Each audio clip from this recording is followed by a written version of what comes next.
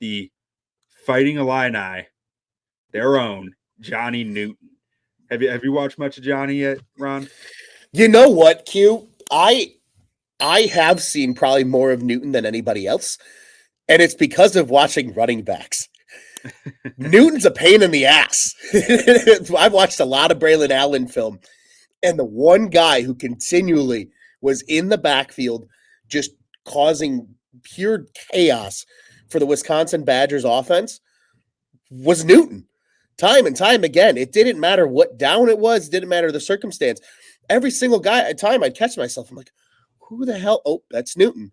Oh, this guy got through. Oh, that's Newton again. Just a premier defensive tackle, in my opinion. This is the guy that if the Bears had 4 first-round picks in the perfect world, right? Like, in my eyes, Newton becomes a Bear, right? He's got that size that you're looking for. He's nearly 300 pounds. He's just a tad short of that. He's got the length, and he's just a disruptor in the trenches, man. So, ironically, I didn't have to look up a whole ton of his film because just as Robert said early on in the building the board process on the shows, you always catch guys on film and you go, who the hell's that guy? That was Newton when I was watching a lot of the running backs film. I value the way that he plays football so highly. Like it's agreed. He can disrupt, but that's not what he does like he just doesn't rely on that, and that's what he does. The way he plays defensive tackle is you don't see it that often. It's pretty rare. It's stuff that you saw with like a Quinnen Williams, and you see with Aaron Donald, and some of these really high-end football players where, yeah, their first step is awesome and they can use that to disrupt, but they don't rely on it all the time. What they prefer to do most of the time is read the blockers in front of them and use their hands to win the battle. And that's something that Johnny Newton does already. I mean, when you find a guy in college who plays this way, I think you take him. Like it's that easy 1000%. for me. And I mean, maybe I'm wrong about that. He's been falling down draft boards at the start of this process. He was considered a top 10 pick. He's down around 20 now.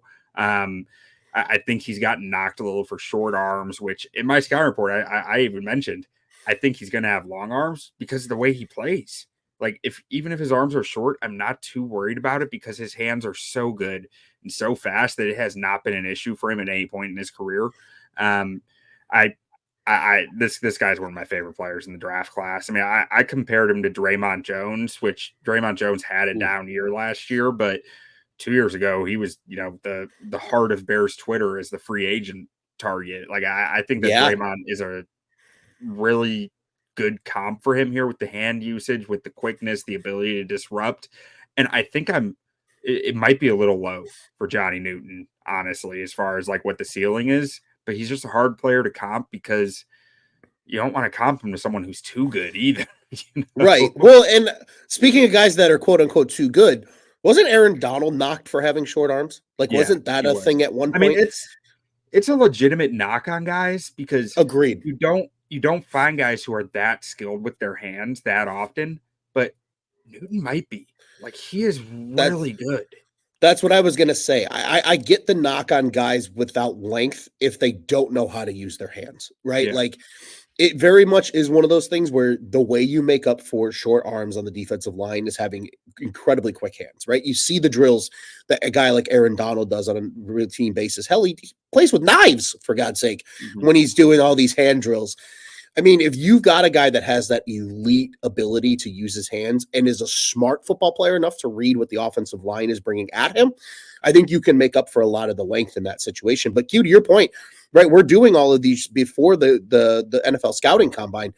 Who's to say he doesn't go in and all of a sudden have, above average length in terms of his arm length? And now all of a sudden that fall that Newton's been on in all these mock drafts turns around and goes right back into Rise and projects him right back in the top 10. Or, he just surprises everyone with a 4.8 40 or something like that. It's like that'd be bananas. Kalijah Kancey was the talk of the combine last year. It was like people were high on him, and then they were even higher. And he had like 31.5-inch arms or something, like ridiculously short arms, and he was pretty dang good this year. Incredible. So I think Newton falls in that category because I think he has better hands than Kancey did. I think Kancey was just more of a pure chaos than Newton is. It's just a different play style.